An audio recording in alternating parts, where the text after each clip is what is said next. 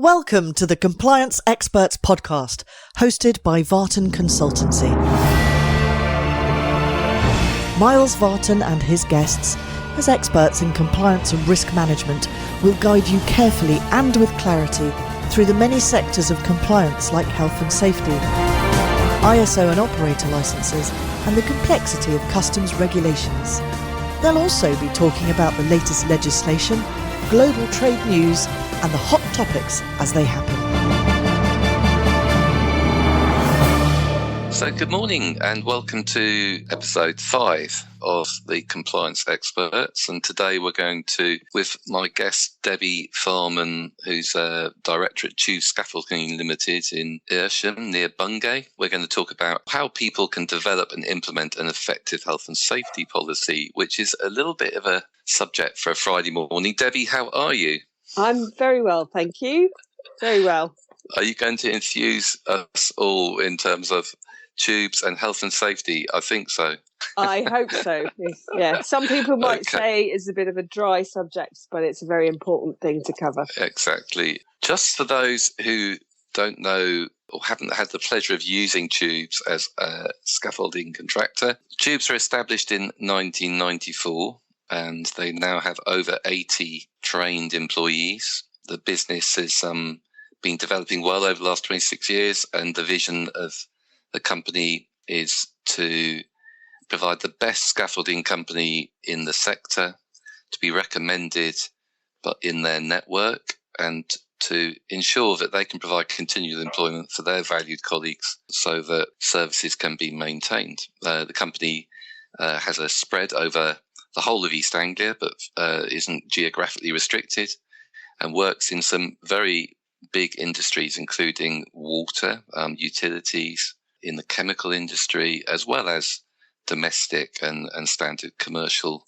We're correct, Debbie, aren't we, in saying that these are erections, so commercial erections, effectively. So yes, they are. Scaffolding erections, right. So, Debbie, I know that because I've worked with you for some time now, but the company are very keen on taking on young people on an apprenticeship basis, and then training them right through to becoming competent. And is it you use the word competency, don't you? But sort of competent scaffolders. Competent is a bit of a difficult word. We would like to say that everybody is trained to meet the requirements of the work that they are to carry out. That's right. Yeah. Basically, the way that David Farman, who is the owner of the business, has worked since I've been working with the company, which has been since 2006. His ethos really is to encourage young people. Up until now, it's been boys, but there is no reason why girls cannot join the industry. And I'm keen to see some come alongside with us. So the ethos really is to take young people, often school leavers, and to work with them and work alongside them. And then to make sure that we support them through an apprenticeship. We always, since 2006, I would say we've always had apprentices. We use the CITB for our apprenticeship training. And have till now used mainly Bircham Newton and near Kings Lynn. At the moment, we have 4 young lads going through their apprenticeship, but we have had up to 6 at any given time, which we've supported through their apprenticeship, and they then go on to be scaffolders, and we then very often support them through to advanced scaffolders. We've found that working this way, we have had a team. We've developed a team of people who work together, who stayed with us, and who understand the way that we work together as a team, not just as a business, but very much as a team of people working together, encouraging people through their training and supporting them to achieve the levels that they want to achieve. So how many, there must be a number of people who think, I'm going to have a go at doing this, but then pretty quickly work out that it isn't for them. What is the percentage of people who go through and stay with you? I would say of those that come to join us, the way that we work is we give both sides, both themselves and ourselves, a period of between 6 months and a year to decide whether this is the type of industry that they want to be part of, because it isn't always something that they want to continue with once they've joined us. And I would say of those that come through, we probably have, I would say, about 5% who would say, after a period of time, this is really not what I thought it was going to be, and I really want to go and do something else. So I would say that of those that come to join us, 95% of those would then go through and continue on with training. Mm-hmm.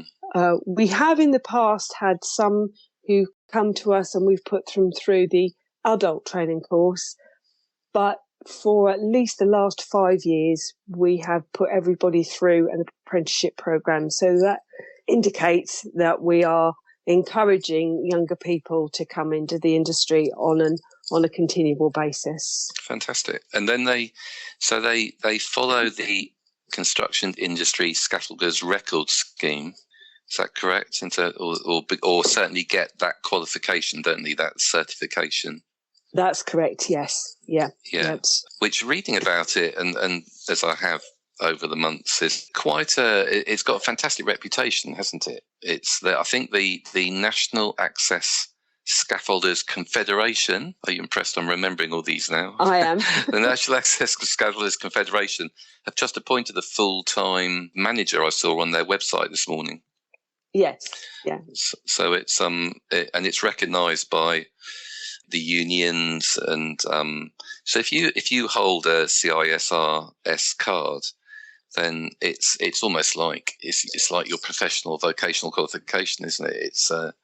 It's showing that you are safe to work in the industry and you're going to be able to look after yourself and look after others. Yes, it is. The scaffolder, Part 2 scaffolder, is recognised as an MVQ level 2, and the advanced scaffolder is recognised as MVQ level 3. I had to have the outside of my house painted in Felixstowe, and we got you to come along and put the scaffolding up, and I stood back in awe when it was finished, because I thought even I, who don't like heights, could climb up on that scaffold. I would have no fear of, even almost because it was so substantial, there would be no fear of me even being worried about the fact I was working at height. And then I have seen in Felixstowe varying degrees of scaffolding, let's put it that way. Who actually enforces, apart from yourselves, because I know you do inspections, regular inspections on scaffolding, are there many cases where maybe the health and safety executive or the local authority or the general public maybe complain or pass on observations about what looks like fairly flimsy scaffolding? Generally, obviously, it is the role of the HSE to be proactive in this industry. Unfortunately, I would say that there are a number of small scaffold companies that are not training staff, not regulating themselves, not ensuring that they have all the health and safety measures in place that they require, which is something that's very important to us. And you mentioned a few minutes ago about the NASC. Now, we've been members of the NASC since 2007, and that means that we actually undergo an annual health and safety audit. That's both our paperwork side of things and an actual working, or 2 working sites at least. They are checked by the NASC auditor at random, and we have to pass that audit in order to maintain our membership of the industry, of the NASC. And we also, as members of the NASC, are required to work to standards that they put forward. Now, these are safety guidance standards and technical guidance standards with regards to the individuals working on the scaffold, and also the way in which the scaffold needs to be built. So by using those guidances and also obviously adhering to legislation, that means that when we come along to build a scaffold such as yours, then it will be fit for purpose and it will be what you require. The other thing is that we also make sure that once the scaffold is built, we do a process which is called handing over, which means we tell the customer, this is what we've built, this is what you have. We've just recently actually installed a new system which is called Smart Scaffolder, which now means that once we've been to site, moving on with technology as we're trying to do, the boys now have an app which is on their phones with them.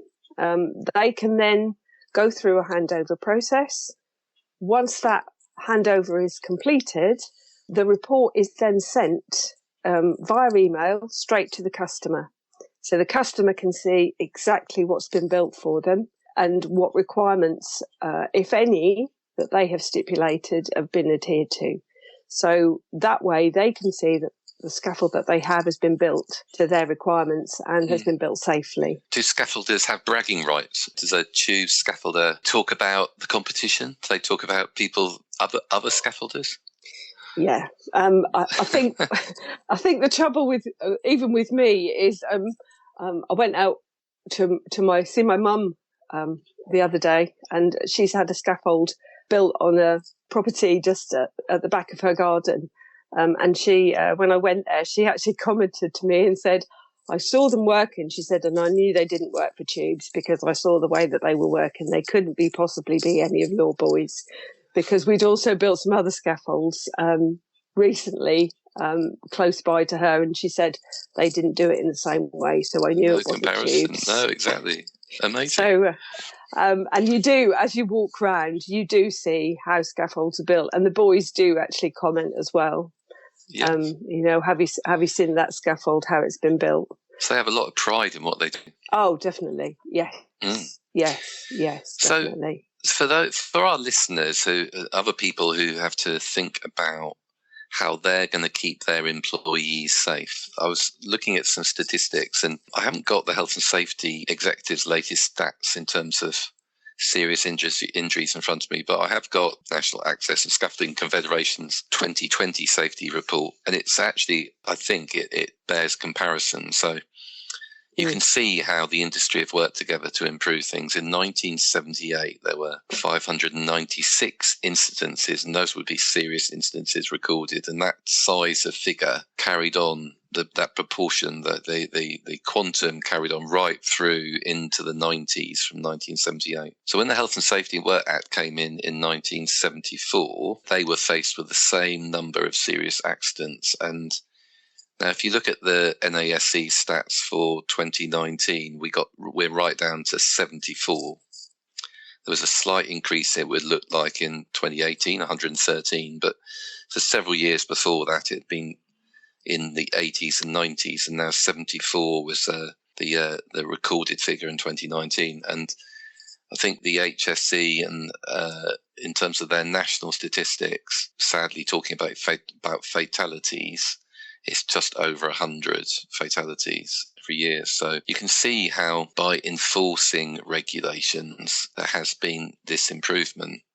However, they've reached now a sort of like a benchmark figure where, and the same with the NASC, where you're still having 70, 80 people getting seriously hurt or suffering from an incident. Now, when you go further into their analysis as to why these problems happened, you've got slip, trips and falls as the main reason, manual handling, and actually, fortunately, only 12 falls from height in 2019 and as part of the NASC finding. I know, Debbie, that when your guys go out on a job, they have to sign that they've seen the risk assessment for the job they're going out on, and they've got their safe systems of work which they adhere to.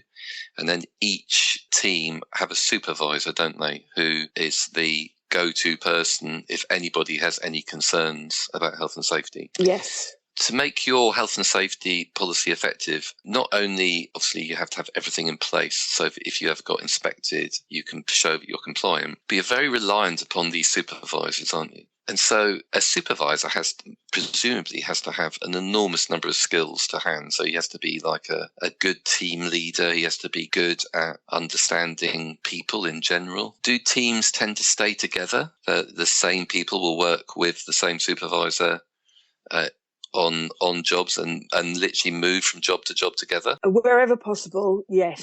That would be how we would work, because obviously those people would then work together as a team.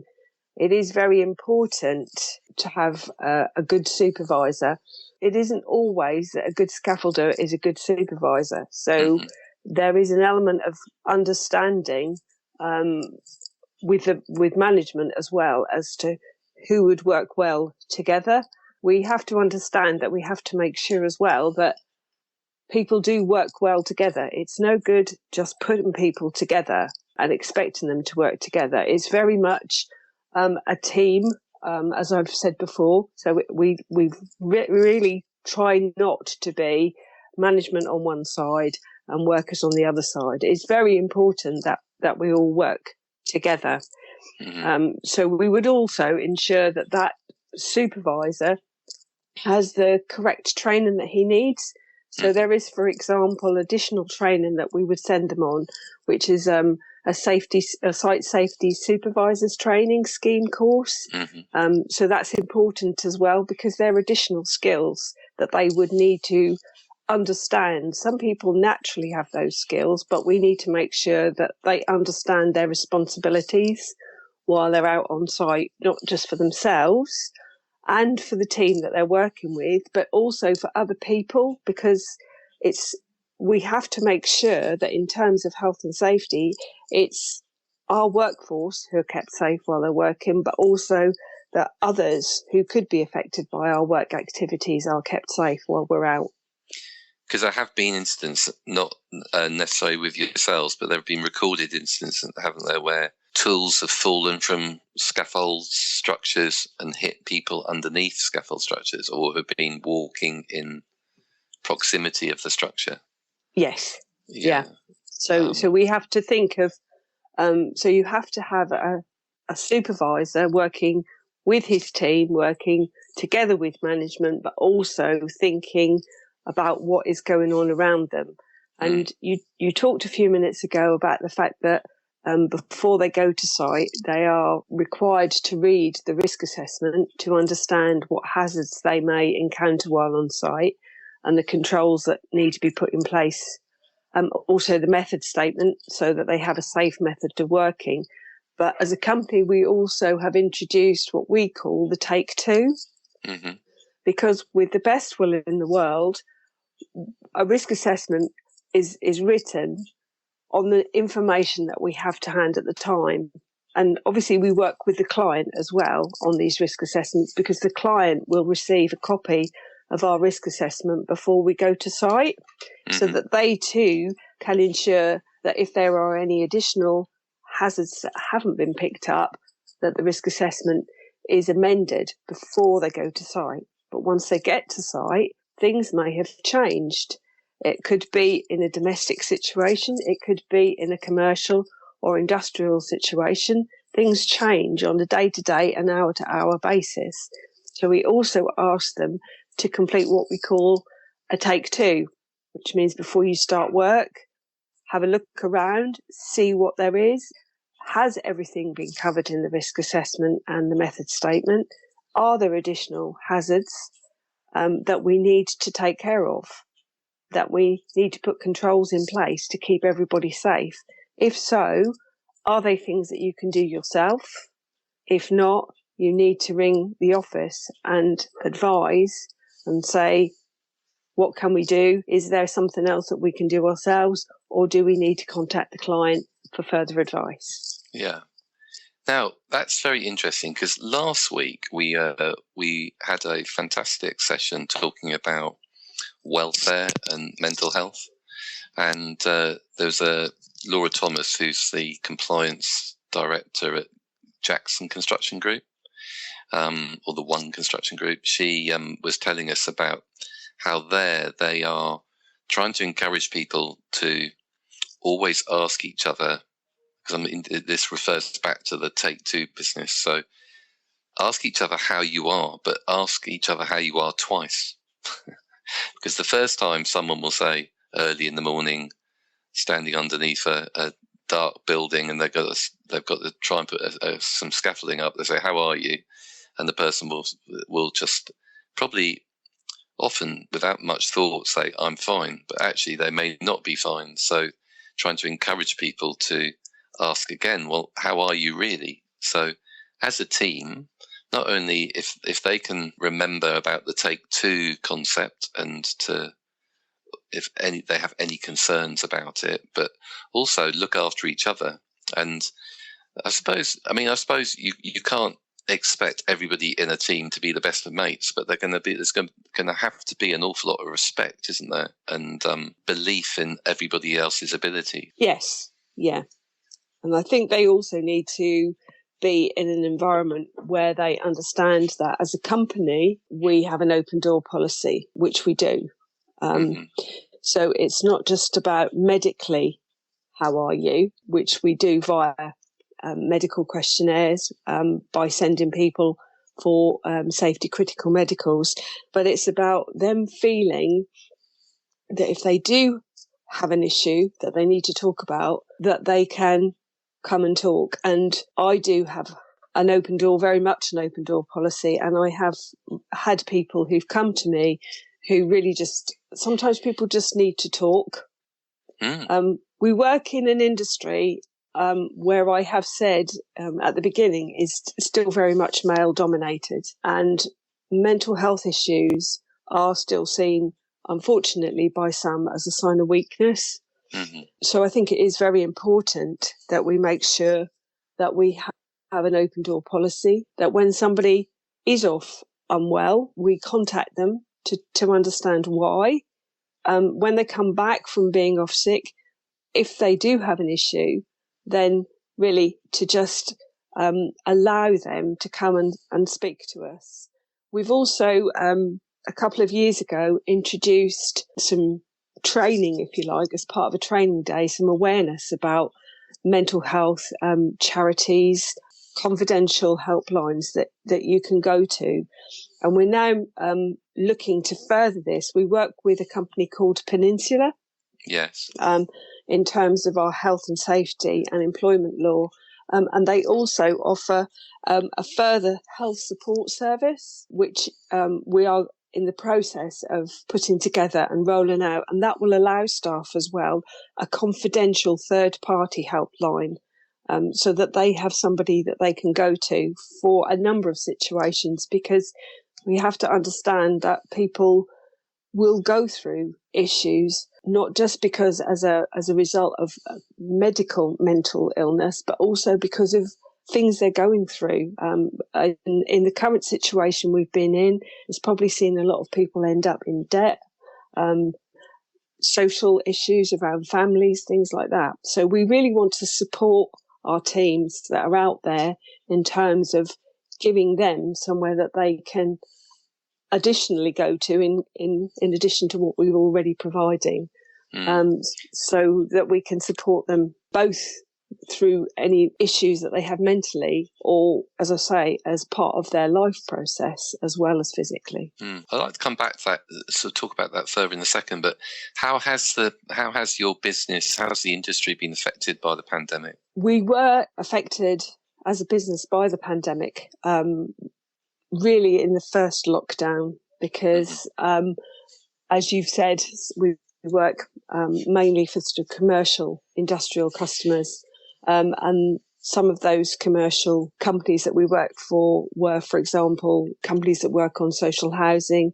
and were working on building sites, and they really felt that they needed to stop working. So obviously in terms of us scaffolding, that side of things had to come to a close. So we had quite a few staff furloughed, but thankfully for a relatively short period of time.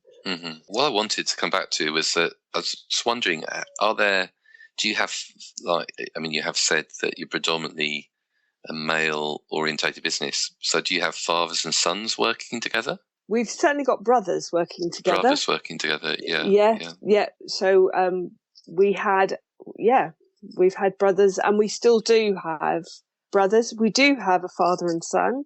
So father works for us as a scaffolder, and his young son, who has recently left school last year, is now also working for the company as well. Oh, that's fabulous. Because I know that you're looking at various environmental aspects of the business, and possibly looking at there's an ISO standard 14001, which is all about environmental management systems. But I received a nice parcel in the post from you recently with some, as did other people in the business. So we were very appreciative of these. Was it like a wild meadow pack, wasn't it?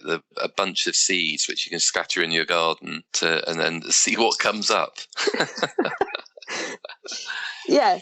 All about improving the environment. So if the company if families who are spending an awful lot of time working hard for Tubes can see that the company is actively looking to do what they can as a business to improve the environment, because it's not just scattering seeds, Debbie, is it? You're looking at how you can use your vehicles more effectively in terms of not running empty if at all possible, looking at alternative fuel vehicles, I think, as well, possibly in the future. So these stakeholders in your business who are working together and know each other very well are helping a business, and that helps people's mindset when they're coming to work. And if they're in a positive frame of mind, regardless of everything else that's being thrown at us, they know they've got each other and they can go out to work.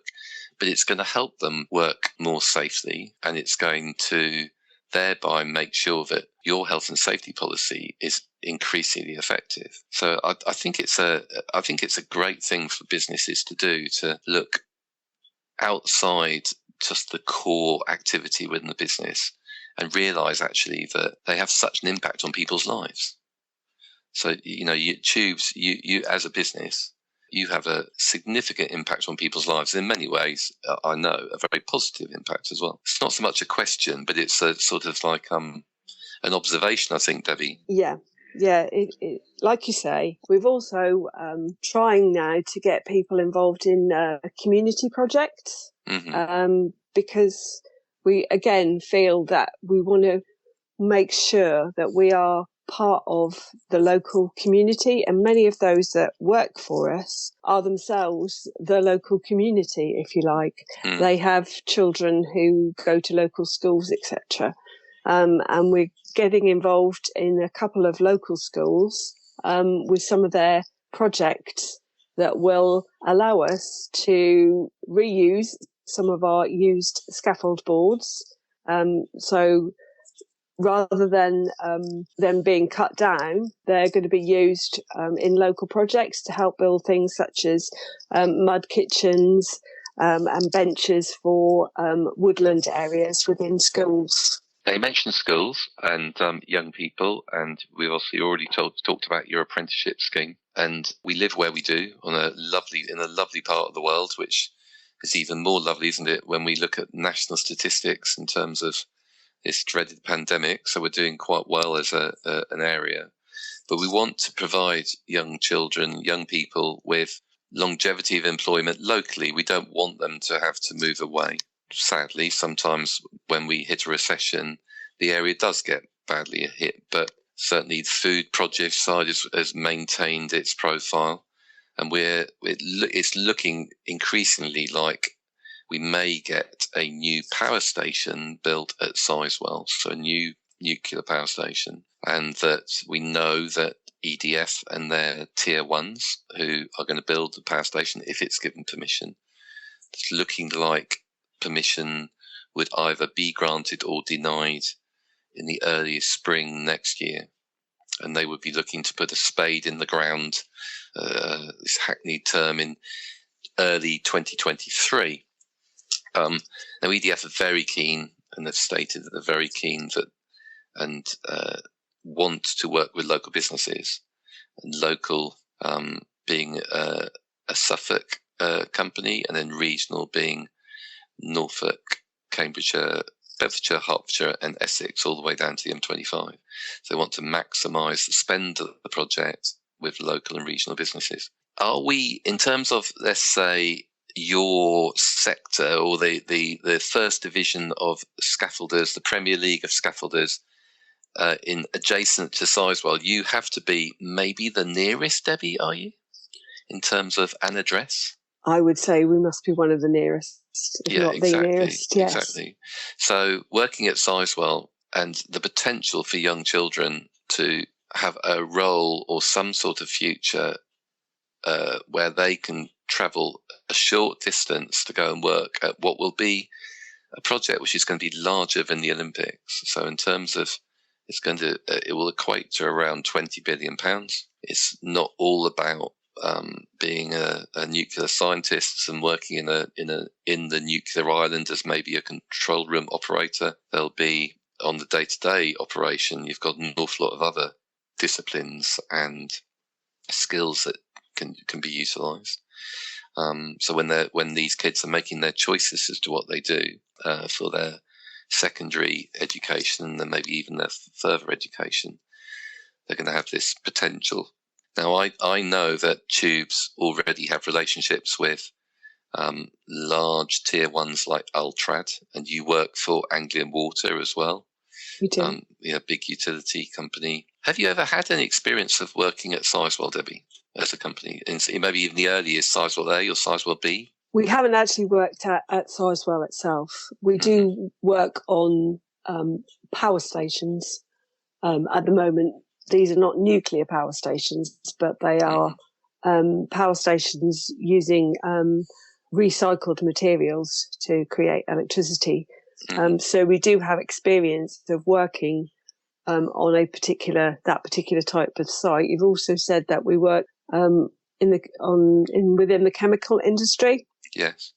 So therefore, that has to be a very disciplined environment.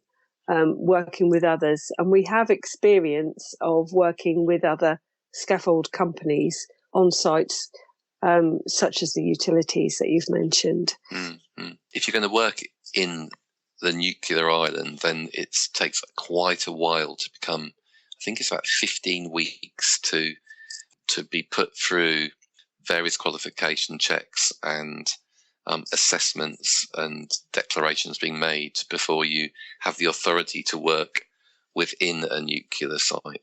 But of course, an awful lot of pre-generation that Sizewell will be, that won't necessarily be required.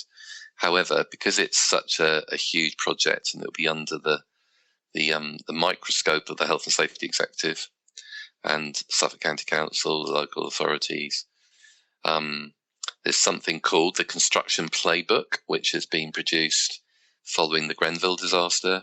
So the government want to make sure that this time around, with such a big project or any other major infrastructure project, that potential disaster isn't brought about by people being put under pressure on cost in terms of winning work and compromising on the quality of components and building materials. So I think you're going to find that all tiers of suppliers working for Sizewell are going to be encouraged to adhere to the standards that you do as a business. And in terms of probability and the chances of securing work, I think it's going to be very important for businesses to have the externally recognised certifications that you have, Debbie. So your 9001 project and your 14001, and then 45001, which is the Occupational Health and Safety certification, is going to support bids for work. And then one of the major sectors, paragraphs, sections within 45001, looking after people's health and safety, is about worker participation. So everything we've spoken about before on this call this morning, those who are listening can appreciate the benefit of good-sized business, got yourself into a position where you're able to sustain the business on a long-term basis over the years. You've got this company, for our listeners who are have benefited from teams working together. I'm just interested in terms of when David, in terms of longevity, Debbie, in terms of succession and taking the business forward. Do you think that you'll be able to do that from looking at people internally, or maybe you might have to bring somebody from outside? In terms of moving forward? Yes, yeah. Yeah, certainly at the moment. In fact, David and I had a discussion a couple of weeks ago, because it's important for any business to be working 5 years ahead, rather than just in the moment. We need to do day to day, but we need to have a forward planning of at least 5 years. And we are looking at the moment at what possibilities we have within the team that we already have. And as we move forward, what type of people that we may need to bring in to support the continued business continuity and indeed growth of the business within the sectors that we are already in, and within sectors that we would like to work in the future. So, which is all about managing risk, and as a business, Vartan Consultancy help companies manage their risk. So by looking at who you've got in the business and by addressing those issues you've just spoken about, you're managing that risk. And in terms of health and safety, when we go and get our NEBOSH qualifications, National Examination Board, Occupational Safety and Health, we're always taught to try and eliminate risk. Yes. If we can eliminate risk completely, then we're going to reduce the chance of people getting hurt. But I think this whole conversation has been very interesting in terms of people understanding that health and safety policy is not just about stopping accidents. It is part of what good businesses use to develop and sustain their companies and take it forward. I'm a great fan of tubes, and I think that you're a great example, Debbie, in terms of doing that. There you go, an advert at the end of what's been a great conversation. Debbie, is there anything else you'd like to mention before I do a little bit of a closing ditty? Okay. Well, we talked about accident figures and reduction of accident figures. One thing that's been very important is working with clients, with customers. If we do have incidents, which there will be incidents on site, and to work together to understand why those things happened and how we can prevent them happening in the future. And I think that's something that's helped very much in the industry. Obviously, there are still a number of injuries caused through slips, trips and falls.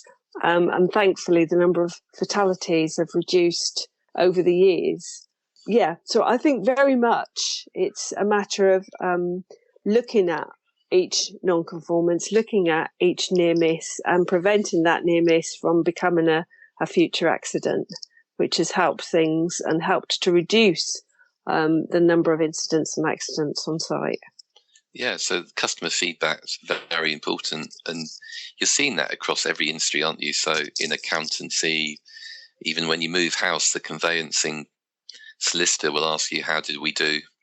Please rate us out of 5. And then people are using those ratings to help identify where training is required in a company and help develop people's skills, because maybe they could have spoken to the customer in a different way or were a little bit slow in going back to them in terms of providing the documents they needed. So that's excellent to hear. Well, many thanks.